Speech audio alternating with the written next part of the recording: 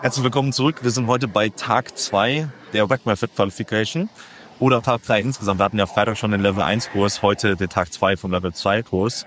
Wir haben gestern schon extrem viel gelernt mit Propulsern, wie wir diese Tool nutzen. Wir haben mit Torschen gesprochen, ja, wie diese Rotationslinien und Kräfte durch den Körper laufen. Und heute geht's nochmal richtig schön rein ins Programming. Wir werden ein bisschen mit dem Medizinball spielen und nochmal weiter uns David Wecks geniale Gedanken gönnen, plus Chris sehr, sehr geniales Coaching. Einer der stärksten Menschen, die ich überhaupt kennen, auch wenn er vielleicht erstmal nicht so aussieht. Deswegen kommt rein, schaut sich an, wird eine gute Sache.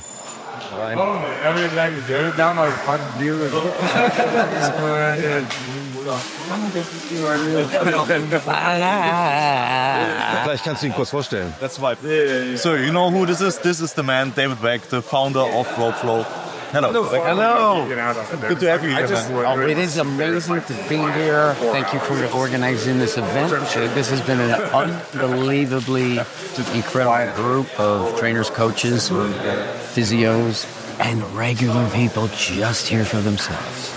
So today is the last day of the vacation. What is going to be there today? Okay, so today we'll begin with reviewing what we did yesterday, putting principles into practice, understanding the positions, fundamental positions, and the transitions. So it's very, very simple, and we tell our attendees that we do the same thing over and over and over with different tools in different ways, but it always routes back to X on the map, which is perfectly balanced locomotion, which gives us swinging, throwing, catching, and carrying, the five primal survival functions when it was sticks and stones. So today we're going to review it, and then we're going to apply the Weck method to generic tools. We're going to teach you how to use it for a skier. We're going to teach you how to use it for a treadmill.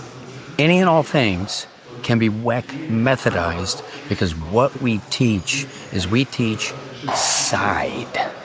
Perfect balance on one side, perfect balance on the other side, and then we are stronger and more capable in the center. And tools are teachers, and a good carpenter never bashes tools. I can put a Suzanne Summers Thigh Master to very good work, and it's not just squeezing my knees together on the sofa. Do you understand? You will soon. Let's go. Every step stronger.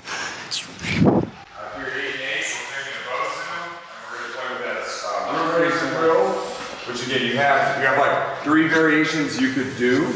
I'm most interested in the bilateral version, but again, it's your warm-up, it's your connection to the torsion line. You can do that coil version, you can do the roof in the center, and or you can do the pass.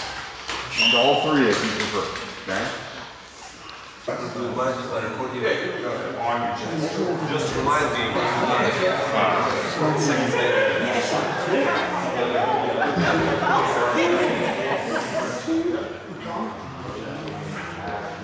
Ich habe heute Nacht auch sämtliche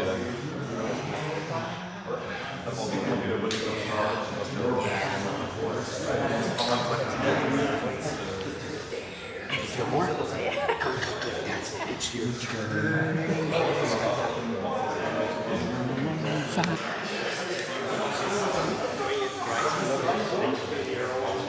Yeah. Oh, you do. That's what I'm saying. Like, hi. Denk an dein Pokerface, ne? Sehr gut.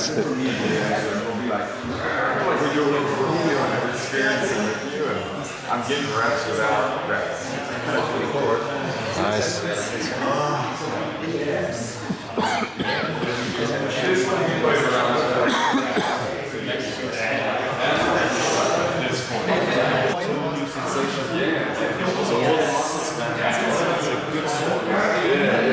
Which is weird. Feeling something new in your body right now.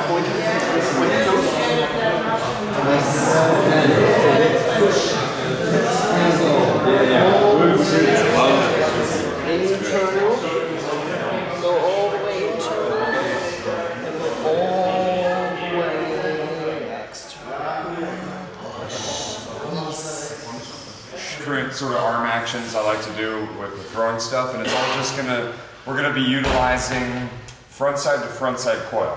Like that's gonna be the primary way we learn to throw today.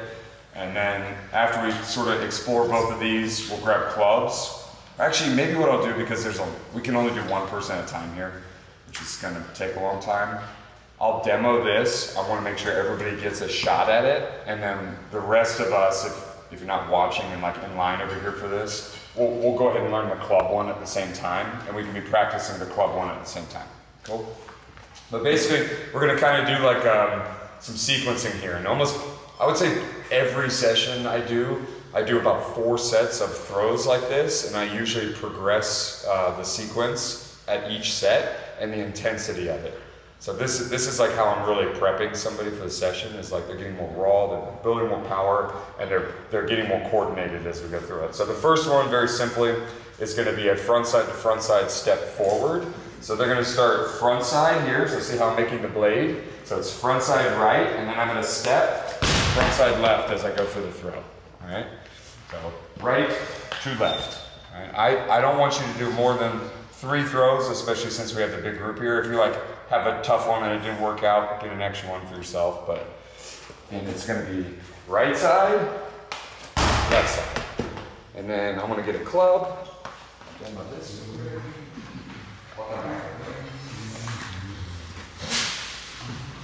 We didn't do the driver yesterday, I don't think, but this was the same.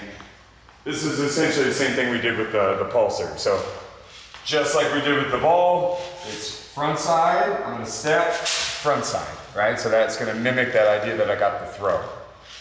Advantage of this, since you can't release, which I love releasing, is that we can do repeats quicker. So throwing balls at walls, ball flies over in the corner, I got 30 seconds to go grab it and bring it back. This is gonna let me be like, reset, reset.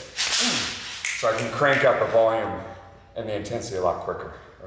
And you know, if it's drywall and you know, family doesn't want to have to patch it, or the kids are asleep or something. And FYI, actually, they do have huge pillows here, but I do recommend doing these at home, or if you do have your gym and you're scared of hitting the walls, I use throw pillows, like real pillows. Like your bed pillows, like boom, you can throw it at the wall and it hits flat and it makes a really good sound. And you still get the expression of throwing it. So it's still very valid to throw a pillow at the wall. Can you give us a link to Amazon for the correct pillow? Every pillow has its own frequency. Oh, yeah. Oh, and by the way, the reason I'm here is because every time the ball hits the bottom's going to go here and it's going to fall over, and that takes even more time. It's okay if you hit David too. You can't. So I want to start with that one first. I want everybody to at least do, maybe let's just pick, I don't know, try both sides, like 2 reps, 3 reps tops if you can get away with it. We'll all get this. We'll set up clubs over here, we'll all practice it. Once everybody has hit the wall, like do not try to come back in for a second one yet. I want to make sure we add the next step to the sequence. If they have something that you're working on, face that are the same, like a ball in the hand of the next person. So we're moving. Right, left. Boom. Yep. And more drop to the right now. I like what you did, so front or backward. Yeah. Very nice backside foot. I know, it's back. See that? That's the back. Now I want more. This is where I come in. I want here to here. Get to this. Get to this one. Yes! That was good. Oh, it's different. What about right to left. Right to left. Yes! That's front to front. Front to front. We'll do front to back as well, and you do front, back, front. That's what I said. The sequencing is going to start unlocking a lot of options. That's when we're doing it. It's beautiful. Don't wear yourself out. You're fixing to get it. Just out of the way. Get to the next sequence.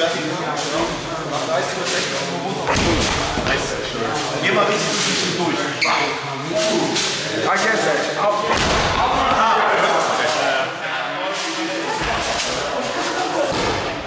And try to be very close, okay? Yay! Nice. Great. Nice. Get it. Yeah. Now I'm sorry. Now send it. I'm here? Oh, sorry. My bad. You're gonna go here, come back, then there. That should be. Sorry. I'm all mixed up. Hey, nice.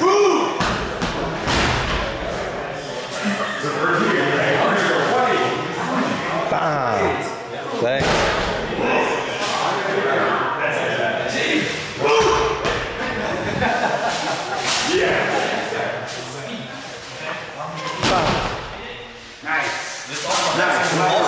Yeah, go. That's it. That was perfect. The turn was perfect. Nice. Short switches. That's awesome. That's awesome. It gives you so much more time. Yes. And it's a simple little thing, but try to that hand that touches the wall. Try to turn it over. Because see, like if you were to bend your elbow like this way, see what happens. It's more of a weird spin. If I turn it over, now it's just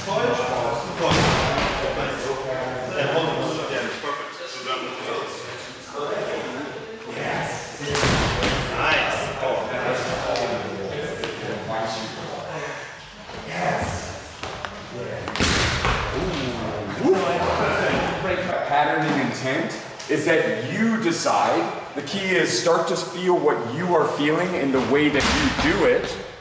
Ride that line of it. So if you feel like you're external when you do this, awesome. If you feel like you're internal when you do this, awesome. Do that for as long as you can and really ingrain that that's what you're doing, and then manipulate it to the other side. Because you're a human being, you can decide what your body does, and you can train it and adapt it to both sides of these engines. And then you got two different ways of doing the same technique that will give you more like capacity, all right? And that's the idea of it. This is where I said I don't like cueing, because I know when I was like getting cued by coaches for years, I was receiving these cues from this coach and these cues from this coach on the same technique, and they were both right, and they were both working for things. But they were with this language and understanding that, they were aligning to like an external version of the movement and an internal version of the movement. And if I'm like utilizing the mix and match of the cueing, my body's like, what the fuck am I doing? Like, which one do you want me to do? And I'm getting yelled at about how they're both right. And I want you to like trust yourself and get rid of that external sort of feedback for a second and start like thinking about what you're feeling. You go like, oh, I feel good, like I'm fine. Whatever's happening right now is okay. Let me like add one little piece in and see if it works. Type deal. Cool? All right. All got wall driver, yeah? Yes. Like that? It's cool. That's a really easy one that's scalable for people to practice this kind of stuff for conditioning, warm-ups, whatever. What we're going to do next, it's called walking tall. This year, we had the question yesterday when we were doing the bicycles, or 2 days ago, I think on our RMTS, we were doing the bicycle crunches, and we were playing around with like, I was having you guys sort of move quickly between like RMTs and stuff like that, but we can make these things like very like, I want to work, you can also be like super controlled and tense and try to make sure you're like driving the whole movement. So a move we do, I call it walking tall, or Dave, I guess, used to call it walking tall. But we're gonna try to like make sure we're always feeling where we are in the engine as we do like this very like slow controlled sort of walking lunge. So I'm gonna start, I'm gonna just lift up and I'm gonna get into a coil. Okay, so I'm like in this aerial coil. I don't care if it's front or back, irrelevant. I'm feeling contraction over here, okay? I keep it, I'm gonna drop into position, essentially. I have it still. As I come up and out of it, see how I'm hitting a backside coil? You're gonna notice I have to use sort of that figure 8 pattern and that near steer to keep me in it, okay? Until I pass it off to this one. So I just felt the switch to that one. Now I'm in that one. I keep it. I drive up, now I'm going into backside. As I go for that near steer, I'm keeping it, it's switching to this side, so internal. And then I'm gonna pass the coil off. I start to feel that contract, I let it fully contract right there. And then I'm gonna drop in. So I'm never not on as I move through that. It's a great way to kind of like advance that thought process of like feeling where I'm driving and how the steering was affecting the engine. All right, so we can like all line up here. When we're doing this, I know it, like we get eager to go. Let's give people like a little room to sort of, before you start behind them when you're walking. So if somebody's feeling something and they need to stop, you don't feel like you're in line waiting. Give that a shot. Cool. That was a great clip, guys. That was a great clip. Into that leg. Okay. Then I'm going to lift up. I'm in that backside coil on that left side. I steer that elbow to the navel. I'm letting this one up and over until I'm starting to feel this right side coil. I draw down into that right side coil and then drop onto the right. Okay, I'm on the right, now I step up. As I come up, I'm feeling balanced. I'm going to drive that elbow to the navel so I'm still balanced. I drop that left elbow down and on top of the left hip, and then in. The concept is that we never fall as an athlete. What we're doing is dropping into balance. The mission here is just trying to feel that coil and that transition of it. So this is the RMT. This is like moving through RMT super slow and controlled. Slow co-motion.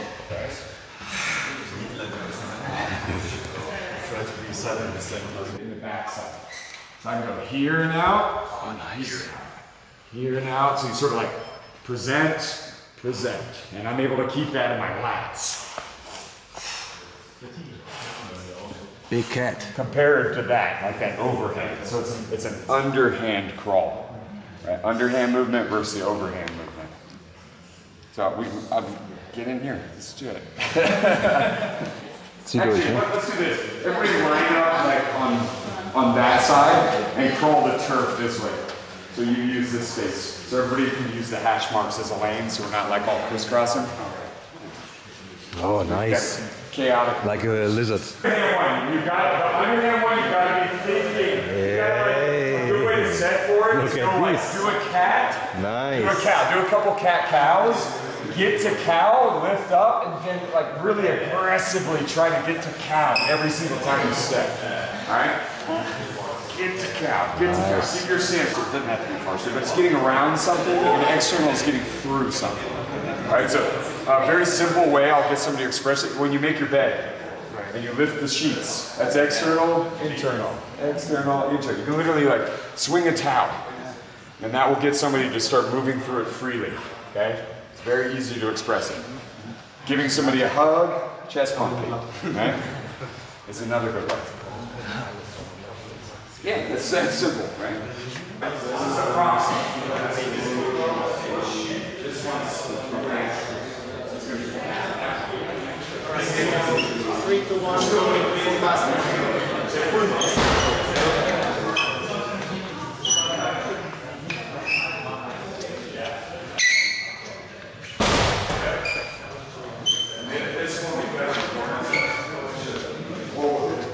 I've been doing like this style of training for like months, and I think everything I did just like skyrocketed like.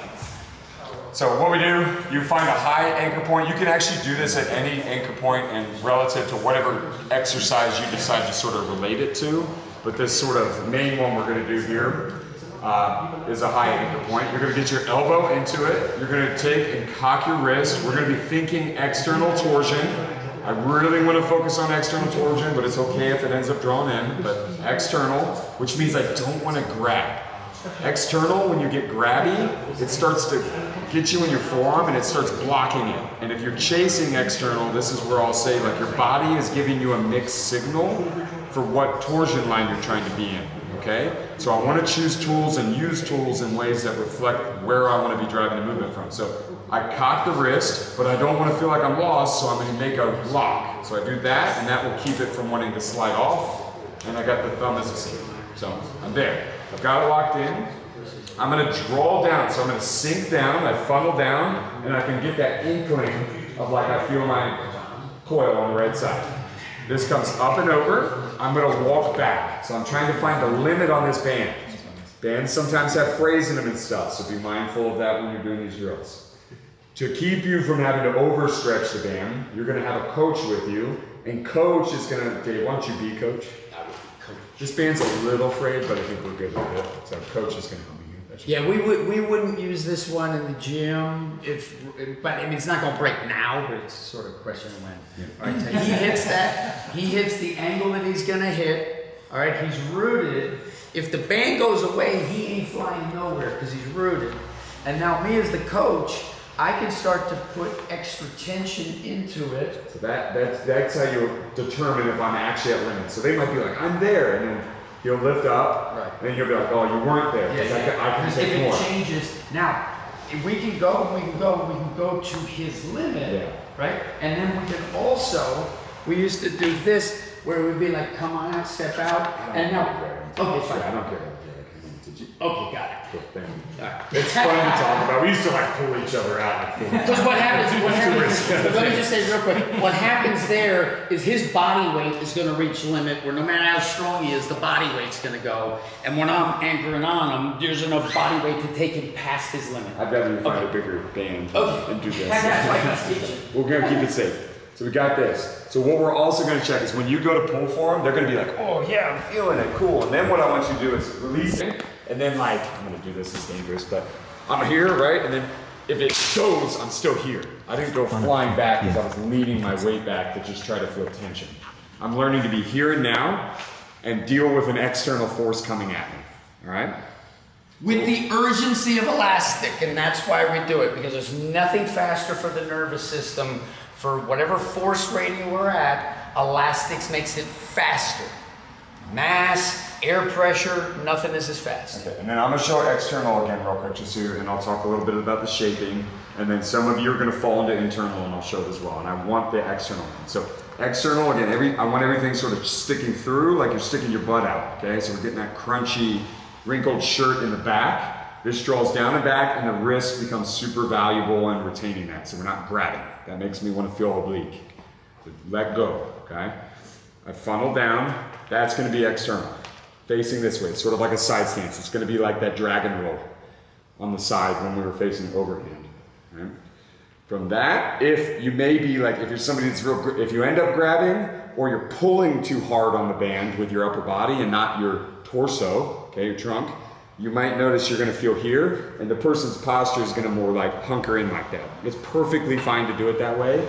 And if you notice somebody's doing that, maybe help kind of guide them through if me and Dave, I mean, there's only 6 of us, so me and Dave should be on you. But you might find yourself here, work on trying to find that. If you're feeling like you can command this well, you could explore moving between the two if you would like. All right, these are the heaviest bands here, the greens. This should be very doable. Got 1 inches here, and then these yellow ones here. So 6 stations.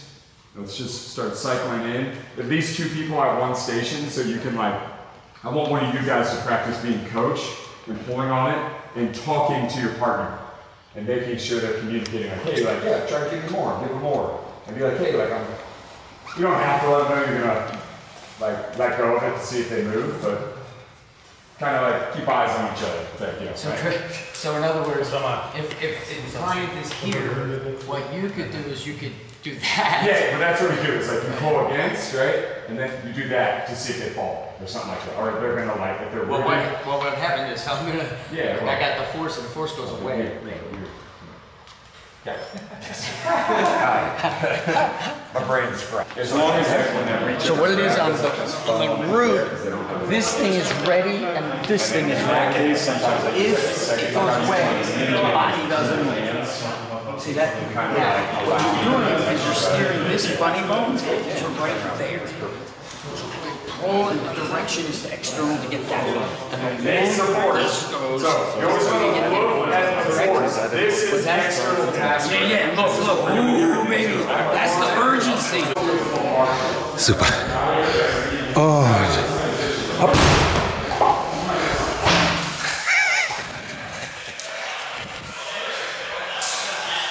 Positional isometrics. I don't even know what I call this thing. This is cool, so I use this as a thought process to do like pattern specific stuff, and then I always use the bench as an example, or like a push-up, where if I'm gonna do like a press and I feel like somebody has like some weak portion within the range of motion of it, I go ahead and just tackle it with this idea of positional isometrics. I do 3 positions, are sort of the goal of what I do, but you could do as many as you want. And we're going to do the tricep, is what we're going to say. And the tricep, that kind of area, so we're going to do something that looks akin to a dip and or a tricep push down, kind of simultaneously. It'll be some blend of that. We're going to try to make sure we're always funneling that thought process to that external torsion, because on that map I showed you the muscle map, the tricep is involved in the external torsion. Okay, so I'm gonna get set here. I'm gonna take this. I'm gonna steer near, and I'm gonna get this out to what we'll roughly call a 135-degree bend in the elbow. Okay, so that's gonna be position 1. I'm gonna find limit. I'm gonna do a long duration positional isometric on it. Like it's gonna fail. Like the tricep is, I'm hopefully gonna give out in the lat before the tricep, but the tricep's gonna give out, right? Tricep's gonna give out. It's like, I don't wanna be here anymore. And then what I'm gonna do is I'm gonna go to the next strongest position, which will be that 90. Then I'm gonna find that I can move my body through the position further, okay? I'm gonna hold that. I might even steer a little more. I'm gonna hold that till failure. Then I'm gonna bring it to the strongest position, which will be like that 45-degree angle or whatever in the arm. And then I get to go a little further to find its limit. And then I squeeze and hold here until failure, okay? And then I just come out.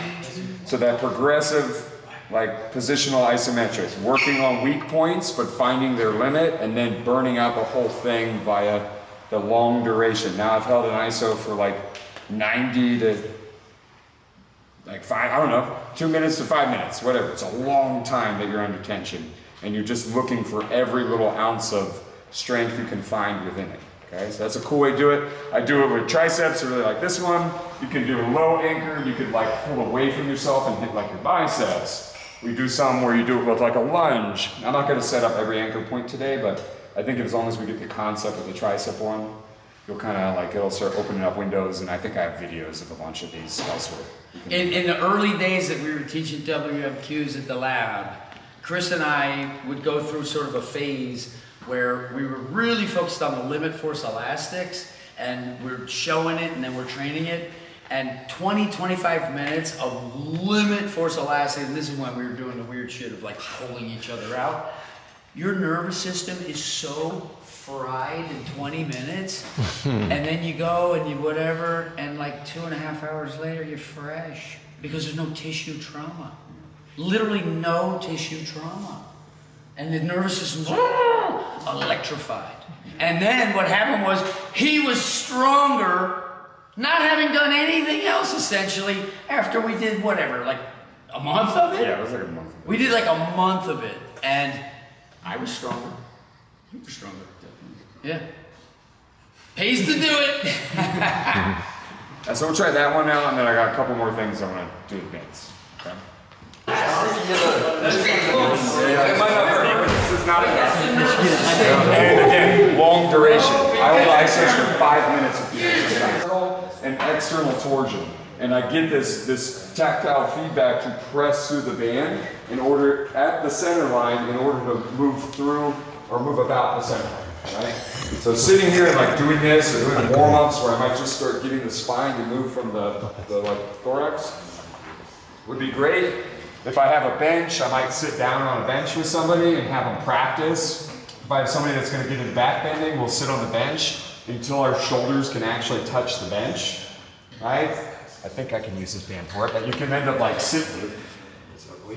But you can like take it and you can like go to back bends and like.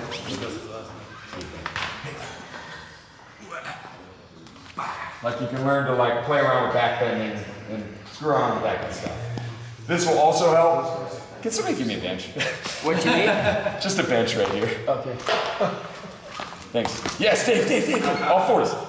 Oh yeah. Perfect.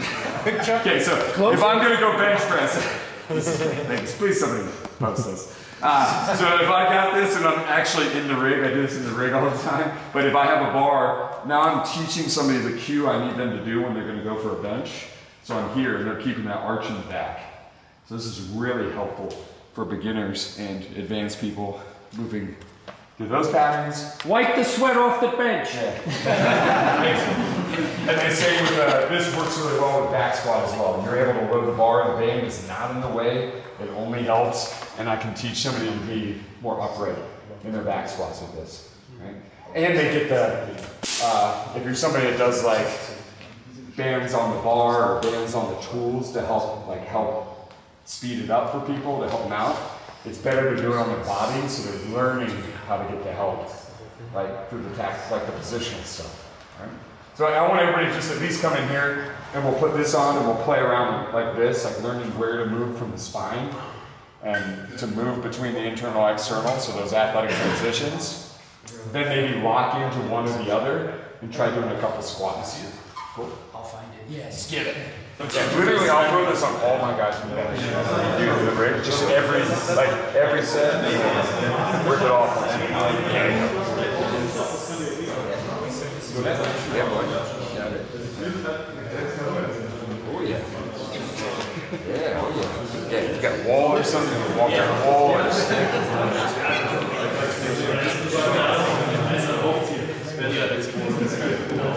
That one feels real good to like think like you're gonna go touch your toes. Because it teaches you to touch your toes through here. Like round that cat back. Get around it, right?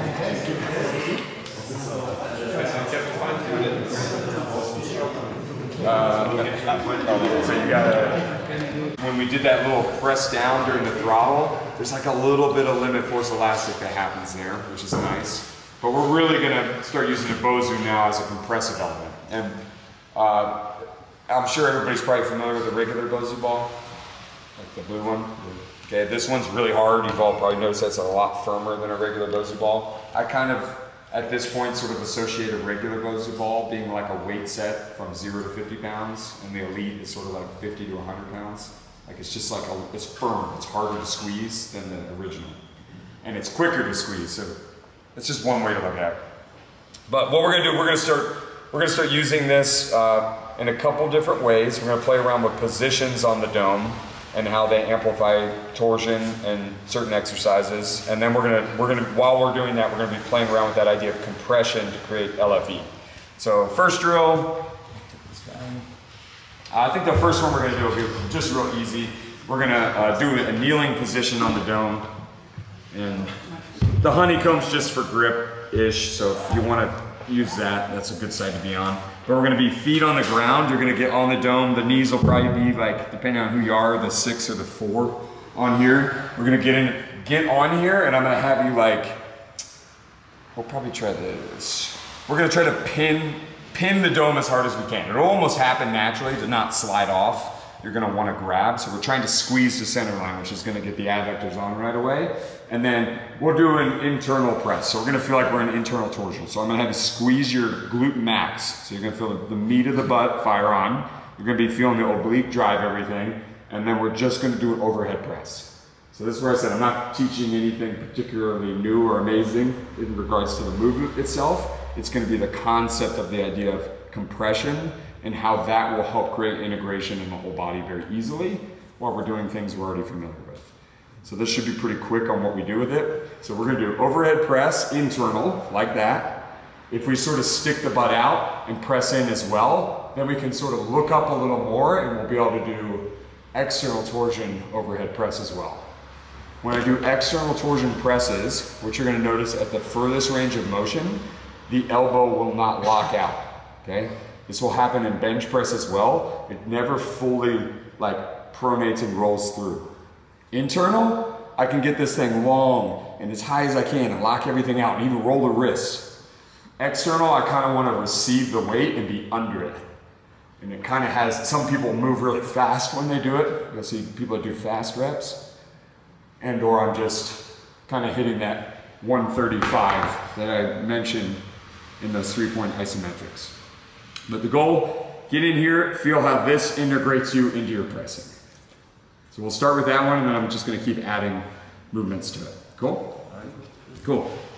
On, I'm driving the hip through. I'm here, I can like halo, I could just like sit here and go like right to left.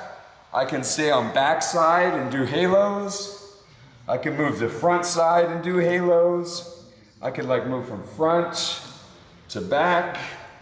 Kind of play around with that, and then that's obviously something that I have to do to switch stance. Okay? I will say just doing this on here, that just felt best on the back side. So if you're gonna pick one, we'll hit the back side one. All right, and again, I'm on, I have to get to a point where it feels like I can pin. I don't mind the foot being on the ground because that helps you kind of drive through. And we're gonna do a really nasty stretch like this in a second that I'll teach you guys. But I like this backside one. This one's feeling really good for me right now. Again, I'm trying to squeeze the dome while I do this. I could do the front. And then I could do like that front to back sort of thought process. It may not be what your body wants right now, but that felt real nice for me. Again, we're after the idea is just learning to integrate the legs into this. Get the whole body working as a system together.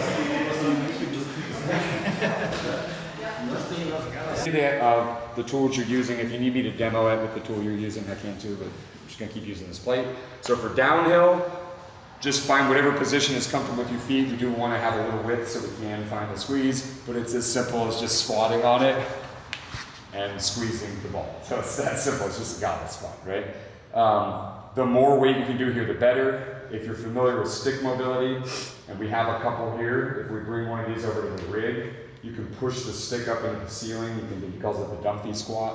You can do that thing where you have like a press up. All I'm trying to do is get as much weight on here so that you can compress and try to like lift the bozu up with you. I want you to feel like you're going to like pull the bozu up off the ground as you move through that action.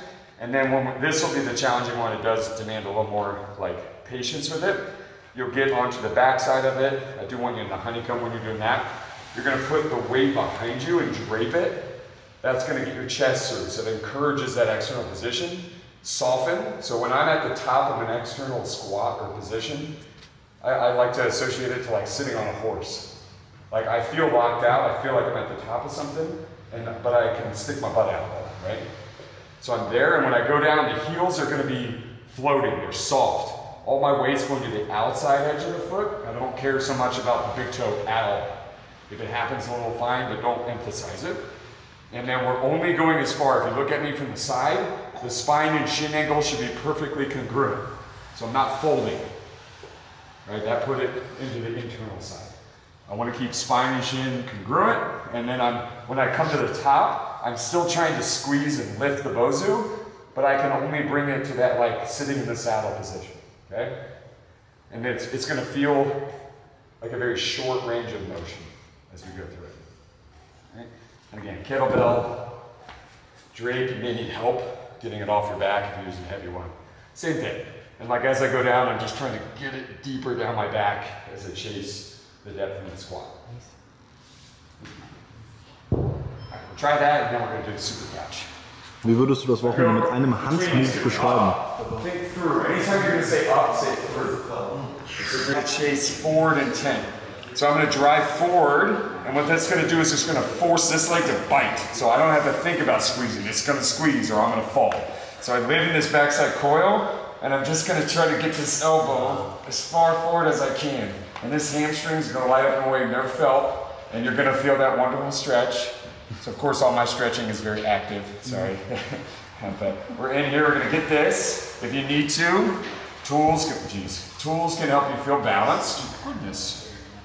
Tools can help you feel balanced, right? It gives you something to focus on outside of it. And or you can use like the stick on the ground to give you another assist, okay?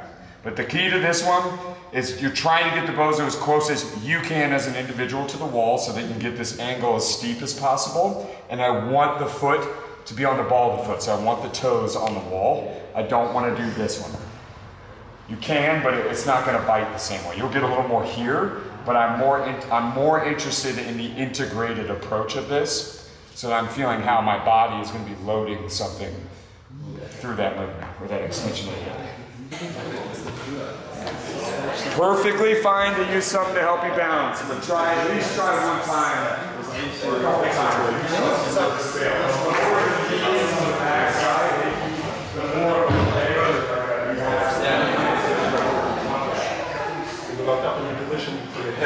Trotzdem nach vorne gehen. Use your feet and your leg, otherwise you will fall from the way out. Yeah. Okay. To avoid the spread. Läuft schon? Läuft schon, ja. Also, was haben die gesagt? Squeezen. Ja. Bisschen nach hinten lehnen. Bisschen nach hinten lehnen und ja. Mehr Schwerpunkt, ja. Und jetzt lehnen. Ja, genau. Also voll. Ja.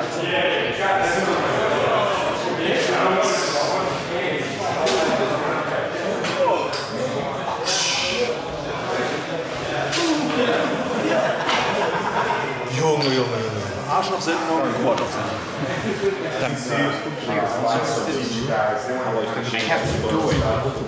Vor allem, wenn du zu mit jetzt auch gewohnt bist, macht es natürlich Sinn, dass du nicht verlierst. Yeah, you're essentially sticky hands with the stick. Good poses, guys. We're not going to need the weights anymore. We want to line something on the floor. Feel more natural to try to squeeze and gather something in, which is going to make your wrists and stuff want to do sort of that false grippy hoop style type of hand, right? So we're going to make that diamond, you sort of spread it, just find a comfortable position with this. We're going to start on the dome. So this is always what I like to do with this. I don't care if your knees are on your toes, whatever it be. The first position we're going to do is we're going to do the bottom. In the bottom, you're going to be here, and you're going to try to take the thumbs and the whole hand, so the thumbs and the outside edge. You're going to press into this as hard as you can without leaving the dome. So do not lift up yet. We're not pressing. We're not doing push-up. So we're pushing in as hard as we can. We're squeezing and trying to find that oblique and that glute max. If you are on your toes, like I like to kind of point my toes and get into my VMO, like get the quads and everything just to burn, but you're going to put absolutely everything you have in there, okay? Get that done.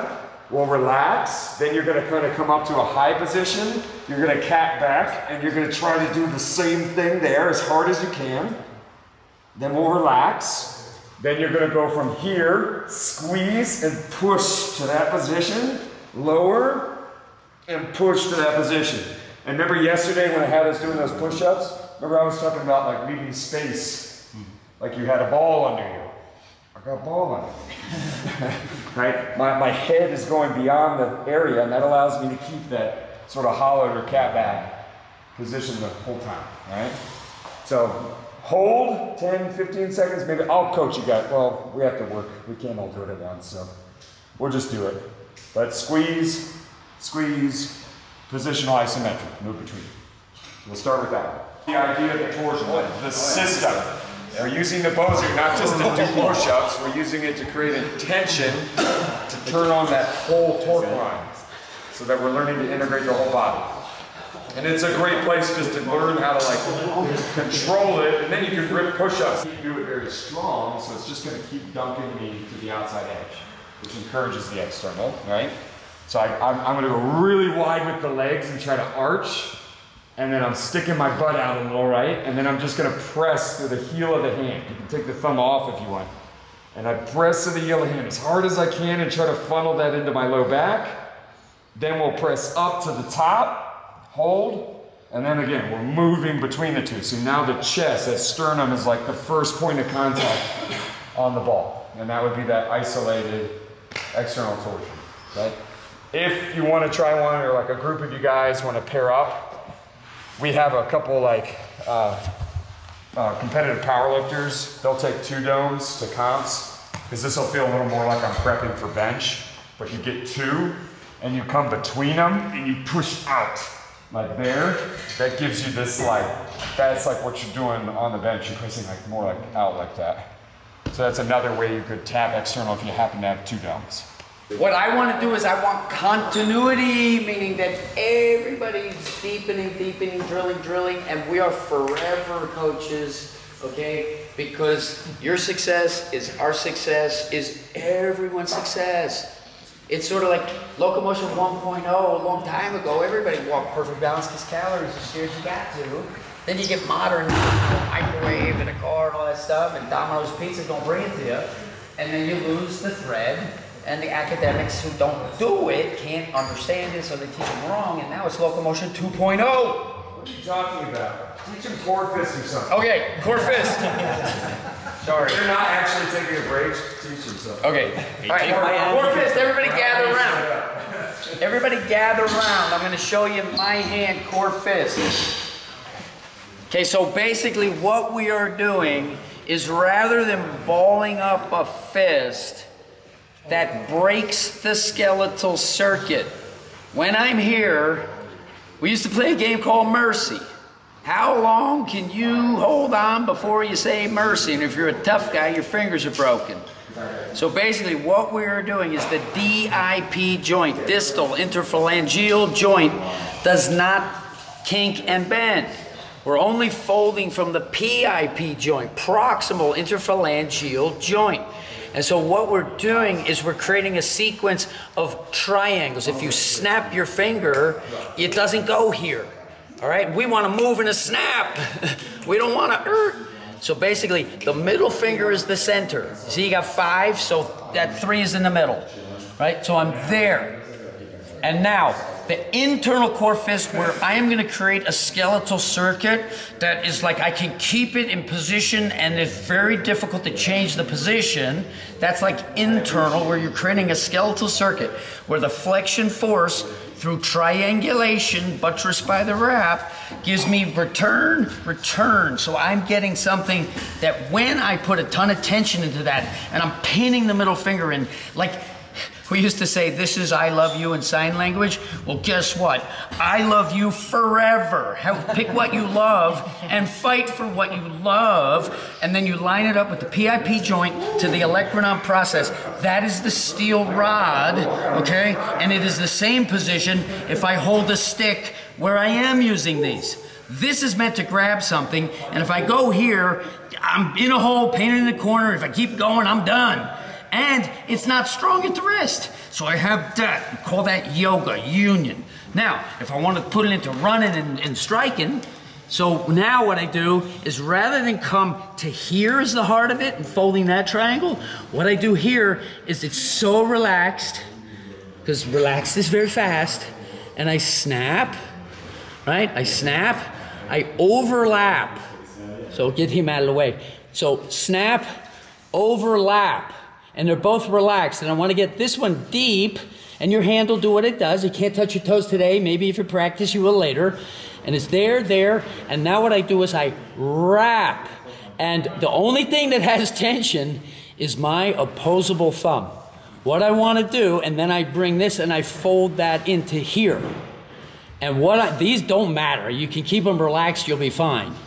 This here, this structure is extremely sharp.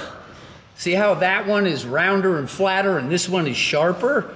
I have a more penetrating punch, and because it was relaxed in the center and not pinned in there where it can't move, I still got the triangle, but there's just enough give that when I smash, boom, when I smash, I don't create problems upstream because it has a tiny bit of adjustment. If I pin that thing in, I create a circuit. I did it at a trade show in Las Vegas. I punched the machine, defeated the spring, hit a 400-pound machine, and I tore a muscle here because the tendon, oh, that's where the muscle is. So it's long tendons. So basically, that and that gives me the opportunity to do it extremely fast. Boom, boom. I can be relaxed, and I can move without moving. If I'm here, every molecule has to move together, and more weight. And now here, if I'm relaxed, see how this doesn't move forward. I get to come through it. And when I have this here, I can hit with any part of this thing because I can ring it. Now, the fundamental direction of the spiral dynamic of the hand that gives you the greatest integration and return is it's a relationship between the thumb and the ring finger. So basically what you're doing is when you extend, we call it external torsion, the thumb is going to chase the fourth finger. And if I chase it and I make that it, and this is infinity, but it's infinitesimal. And the end of range of motion is not the end because the intent never dies. The intent lives and the intent thrives and the intent just never stops. So I'm here like this. Now, when I go to external, thumb chasing forth. Chasing forth. And if I keep chasing it, then eventually it's going to funnel, boom, to my center. This is extremely strong. Right here. Now, watch this. This is called moving without moving. External, internal. So what I'm doing here is the fourth is chasing the thumb. That direction is, I guess it's God's design, right? Because that is what works the best to go from internal with the external. So we get a yang and a yin, and then boom, that boom, boom, boom, boom. Near steer, faster. And it's integrated. And now if you know the sneak with the rope, where you're learning how to do that. So I'm coming in, I come down, down, and then I have an accelerant that gets me up. Randy Moss, he didn't do all the intricacies, but Randy Moss ran like this, right? Dion ran with a C fist cocked. So this is that bing, bing, bing. I'm on defense, I got a bing. And this I'm on offense, I gotta be fluid, fluid, fluid, cut and catch the ball. All right, so basically, we have other derivatives of that, which is the C fist. This one is incredible, and this is Deion Sanders one, because when I extend the fingers as hard as I possibly can, you will find the amount of daylight that is strongest for you. This will very not likely be your strongest. When you put the tension in, these are extending with 100% intent, and this is flexing. Flexing, extending. That's really strong. I'll tell people, all right, clap them together, try to collapse them. They'll stop before I need to because they're hitting a big old bone that has millions and millions of reps to make it functional. All right? So we have core fist, B fist, C fist, D fist. Those are the basics. And we have the core fast. The core fast. Why do I say every step stronger at the end of most of my videos? And I do what I call the A-OK. Why do I do that? Because it looks like a peace sign, but I get to preserve the peace. I don't have to beg for it like this. Now it's on your terms. Oh, peace, I'm a hippie. Boom. No, it's going to be peaceful, right? Or there is a problem and it's not my problem. All right? So boom, and it goes right there. Everybody get it? Yes, sir. Yes.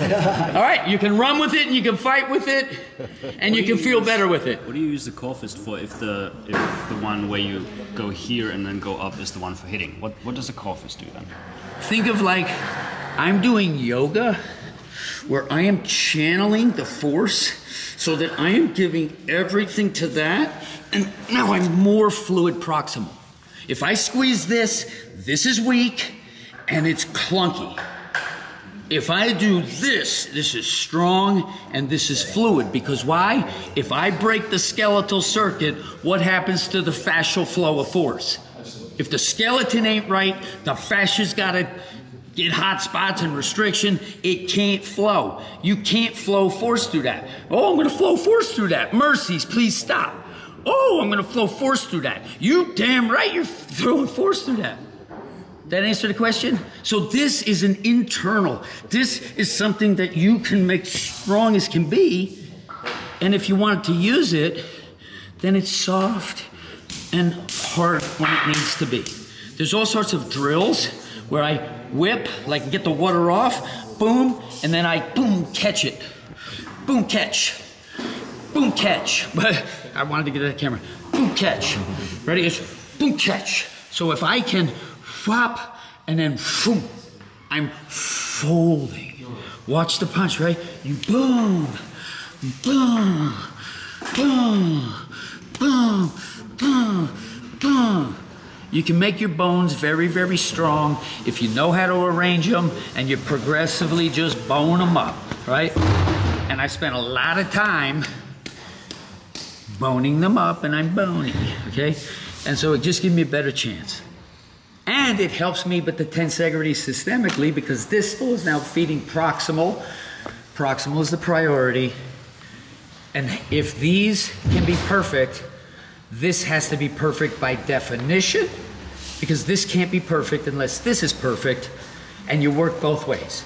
Coiling core, side, center, that's the foundation for Weck method. And then you feed the proximal with the distal, and rope flow is the way that you integrate everything tied together. You know where you are because you've gone through the rite of passage to reduce 4 fundamental patterns to muscle memory.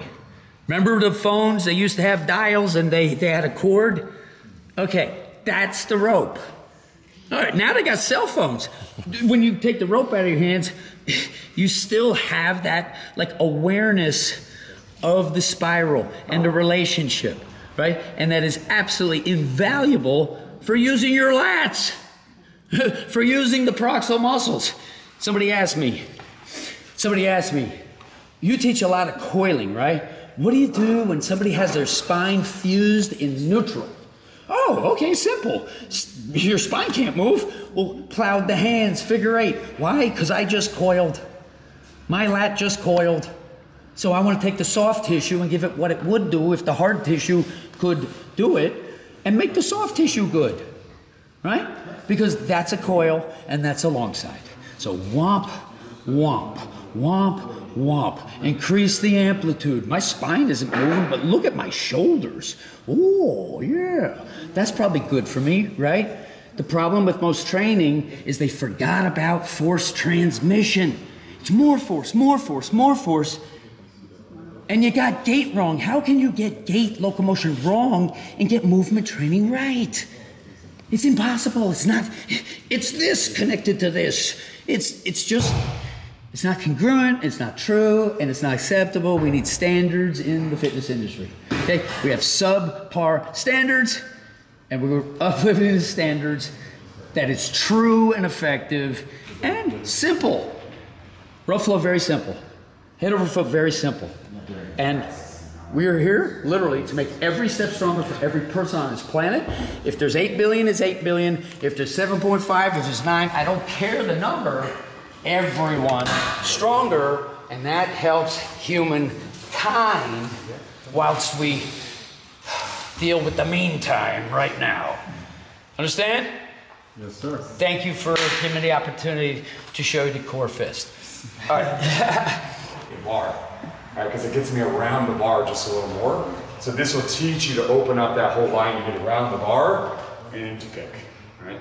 And if you don't want to grab it, strap it. Like when you're training. This thing. Don't sit back. I keep doing that. Yeah, if you've heard me over here, I was going, woo! Woo! All right, so nice. It's really awesome. You see how this Nordic bench was flat? Right? It's super flat thing. I don't like that. Okay, it makes my shin angle go downhill. I don't like that. I want my spine and shin angle to be congruent while I'm playing around with Nordic positions. So we got this thing and it gets my shin angle up a little bit. Or almost even flat or horizontal to the ground, parallel to the ground. And I'm gonna get my spine at the same angle. So this is called a razor curl. I'm using a Bozu because a Bozu is gonna give me a wedge up. Gives me a little helper. Kind of like that GHD machine has. So that's that little pad that catches your thigh a little bit. We like that. We like things easy so we can make them hard, okay? So we like that. And with that little helper, because it's not just a pad this way, it's a pad this way, I get to squeeze. So that helper actually teaches me to integrate more. So it's not helping at the same time, or it's making it harder. So I got that. I'm gonna load in external. External is gonna be the easiest way to learn Nordic anything, okay? So because it catches you back here, you feel like your weight is always behind you, and it wants to bring you back to the start. So I'm here, I dive out, I pull in, okay? I can dive to there, wherever it is for you, okay? But you should notice if you're able to keep that like external draw that we've been working on, you'll feel way more confident out there than you have in the past, okay? If you're good at that and you want to feel it on the other side, so that was back, you can take it internal and get more hammy, and you can act like you're going to shoot and grab somebody's leg. So if I go it that way, I'm there, and I'm feeling way more hamstring, okay? I could go out that and in that as well. So that, again, we have isolated transition, athletic transition. Isolated hold, isolated transition, play with it. And then, if we're loving this and we got people that can do it, I'll teach you how to throw pulsers in it. Because in your first journey of Nordic stuff, you're gonna be like, ah, like slow, and I wanna learn to pop, pop, like fly between the positions. Make all that other stuff dark, because you're so good at it. I wanna get to the end and the beginning. Now, let me just make a point. What Chris is doing is every single rep is respecting, honoring, ensuring, guaranteeing that we have perfect force transmission. So you will get more carryover benefit from these strategies here, okay, than you will if it's just this, right? This isn't bad, but It's the same thing as in the middle where some of it is being dissipated away from the vertical. When we coil, we have the perfect force transmission, we have the perfect force transmission. All right, same side like Chris said, rotational movement like Chris said. We're going to invent the sled because I just saw what we're going to invent. So, yeah, I know. Yeah. Oh, that's right. I have a sled idea. Oh, yeah. Well, I have some. Tie Bosu balls to this thing. Yeah. Strap it to it and push it. Yeah. Like you can, with the Bosu ball here, you can like do it from different points. But that's how it goes, right? Yeah. Sorry. So I want to make sure, because this needs time. Yeah. So I want to make sure everybody gets this, and then they get anything else they want. Okay? Gotcha. This is your guys' last day, not mine. Letzte Runde, was wir jetzt machen, wir bringen diese Prinzipien jetzt einfach in unser Training. Das heißt, wir haben einen kleinen Zirkel aufgebaut und versuchen jetzt die Torsion Lines, also diese Kraftpfade, die wir heute gelernt haben, anzuwenden. Das heißt, für dein Training da draußen, für alles, was du machst, ist es perfekt. Wir schauen einfach mal rum. Erste Station, der Skiergometer. Jetzt seht ihr hier, dass er auf einer Seite verankert hat. Das heißt, wir haben einen Coiling Core Movement. Das ist der Coiling Core. Wir bleiben hier drin, der bleibt die ganze Zeit echt kurz. Wir können das natürlich auch auf die andere Seite machen. Wir können eher mit externer Force arbeiten, external Rotation oder Torsion, oder eher mit internal, was quasi der klassische Skiergometer wäre. Nummer 1. Station Nummer 2, wir arbeiten mit dem Schlitten und auch hier kann man perfekt die Coiling Core Prinzipien reinbringen oder auch das Rotational Movement Training. Das heißt, Coiling Core ist mal, wir bleiben verankert an einer Seite. Das heißt, ich würde jetzt hier einfach die Griffe, wenn ich sie vertikal habe, ändern. Und in der Seite, wo ich normal greife, der Daumen nach oben, bin ich gecoilt. Jetzt kann ich ganz normal schieben. Wenn ich die andere Seite will, gehe ich andersrum. Oder zum Beispiel, was René hier macht, hier ziehen.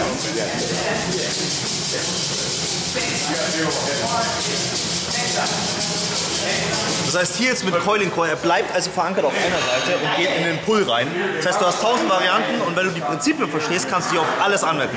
Und deswegen ist Weck Method das unterliegende Fundament.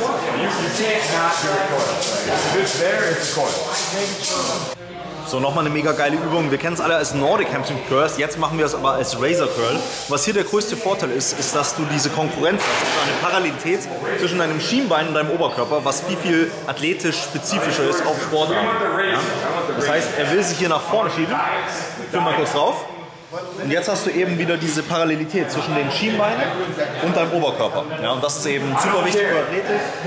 Und er hat gleichzeitig diese Kompression in die Mitte.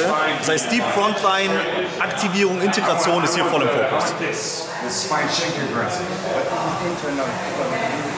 So I want external first. If you want more hamstring on that, so here, sit your butt back. No, sit your butt back. Like, put your chest down. Now look up. Now get here. And then go back. Now come to me. Go back. Let's go back. And I want this like that, right? Yeah? Now, got it? Now do this. Now do that. Now when you come out, squeeze your butt when you come out now. Squeeze your butt, squeeze your butt, squeeze your butt, now right back. Now you feel your hamstring, right? You feel the difference. So one's going to be the glute median, one's going to be the hamstring. So, nächste Station, Trap Bar Deadlift. Aber auch hier wieder, wir nutzen diese Soul Steps. Ne? Die haben einfach so einen kleinen Wedge. In die Position einfach reinziehen und dann mehr Schluss. Und jetzt haben wir Folgendes. Wenn das Wedge nach vorne unten geht, haben wir eher diese Internal Torsion Line. Das würden wir jemand umarmen. Wenn wir es eher andersrum machen, dass vorne quasi die Sprengung, die Erhöhung ist, dann gehen wir eher in die External Torsion Line. Das heißt Latissimus Glutes, vorne eher die Obliques. Und deswegen hier perfekt auch nochmal, um diese beiden Kraftpfade reinzubekommen, auch wieder einfach angewandt auf normalen Trap Bar Deadlift. Aber halt gerootet, eine Verbindung, eine Verwurzelung im Core. Und das macht einfach eine ganz andere Integration für deinen ganzen Körper und für den Übertrag. Die Handposition nochmal kurz zu sagen. Ja. Auch hier, wenn wir ein bisschen mehr internal trainieren wollen, dann seht ihr schon mal die Hände, wie wir sie nutzen. Und am Anfang natürlich langsam machen, aber das wird nochmal die Verbindung von Hand zu Core verändern und damit die ganze Integration im Körper. Wenn wir später andersrum gehen, also Richtung externe, Richtung Latz, wollen wir es eher andersrum haben. Das heißt, wir haben vorne die Erhöhung, gehen eher ein bisschen hier in diese Position und verstärken quasi davon von der Körperperipherie die Verbindung in die Mitte, weil hier ist alles geroutet und das wird deinen Übertrag in deinen Sport, dein Training einfach 1000-mal verbessern.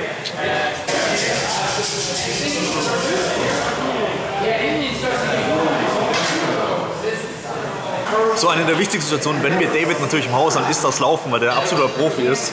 Und die Art und Weise, wie er coacht, finde ich absolut legendär, die Intensität. Und deswegen das Ganze jetzt nochmal mit Same Side Strike, das heißt, wir bleiben auf einer Seite. Das ist auch quasi ein Coiling Core Movement, andere Seite. Und dann wieder Rotational Movement, das ist quasi der Wechsel von kurzer Seite zu kurzer Seite. Also Coiling Core Training, wenn ich hier drin bleibe, oder Same Side Strike und hier Rotational Movement Training, wenn ich wechsle.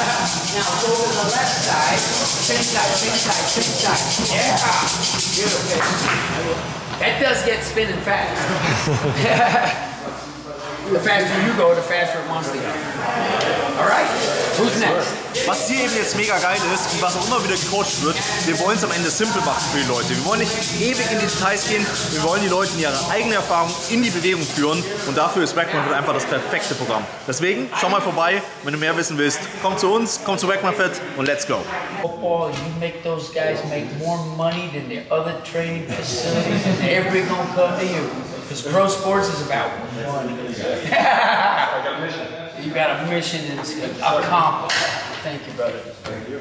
All right. One picture. Photo. Thank you very much. Oh, it's destiny. Oh, it's fake.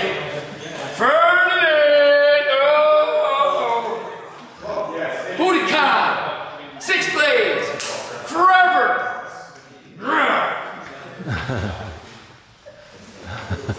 Smile, Dad. All right. The code. 5, 4, 3, 2, 1. Oh, God. Do the 10 seconds. I meant to do it at 10 seconds. I don't know why I switched. 5, 4, 3, 2. We got it. Yay!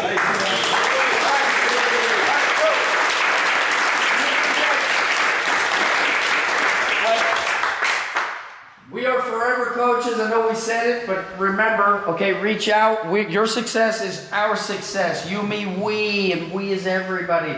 This is this for everybody, because who walks, okay? I don't even care if you don't walk. You can do rope flow with a wheelchair, and we got people doing it, all right? What I'd like to say is that I owe Chris Chamberlain an apology. That's right. Now we're talking. No, what you just got is my sincere belief that Chris is the best trainer coach in the world that I've ever met, and he has taken my work and he has advanced the ball further than I could carry it. Okay, this would not be what it is. Still be great and the best, but it wouldn't be as deliverable, it wouldn't be as easy. If I taught this course, we'd have had a blast and you'd have left and you go, what the hell do I do now? So Chris, everybody,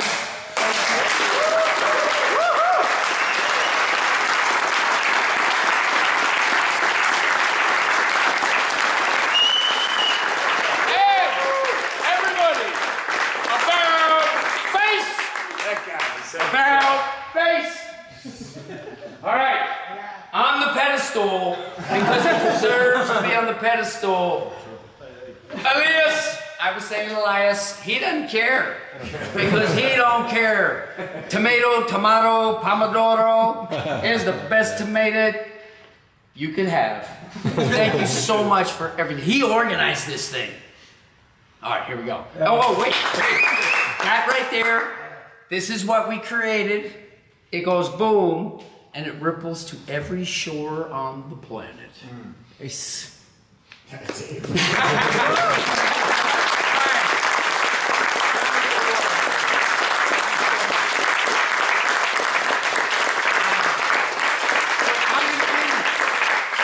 to be on an airplane for 11 hours and 7 minutes. Oh. And I'm going to be reflecting on this, and I'm going to be hoping that you post-tag collab. Yes, sir. We're forever coaches. Yeah. Forever coaches. Share your success. Ask questions. Share your insights. Bruce Lee. Absorb what is useful. That's the Weck method. Discard what is not. That's a Paulo Pro. And add what is uniquely your own. We've already had it happen. We already had it happen. People say, oh, what if I do it this way? Chris, I love you. So that's our response, okay? The Think of it as this. We don't want to be here. We are here. Okay? We are the foundation. And the foundation is what supports the, you know, the thing that's going to endure. All right? I'm about to cry. All right. Thank you guys so much. Thank you. We are the Southerners. Last thing. I want to get in a circle real quick. I'm in the center. Just sort of bounce around. Ready? Everybody remember the pulsar action? Right? I want you to do this. I want you to boom. All together, so we're boom. Boom. Now, I play football, and what I used to say is 11 is 1. 11 is 1. 11 is 1. 11 is 1.